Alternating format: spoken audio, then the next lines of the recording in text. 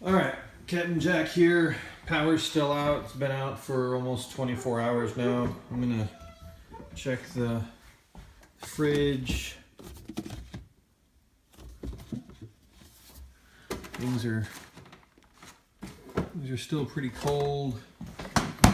Check the freezer. Things are still frozen. We took I'll show you the other freezer, but we got water bricks in that freezer. Water bricks wouldn't fit in there, and we needed a nice thermal mass, so we took an empty kitty litter bottle and filled it up with water and stuck it in there.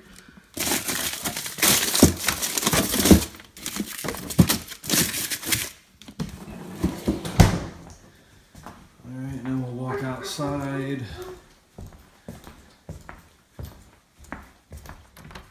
Freezer.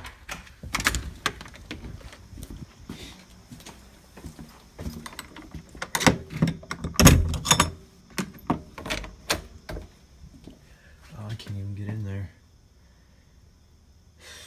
Let me move all this stuff.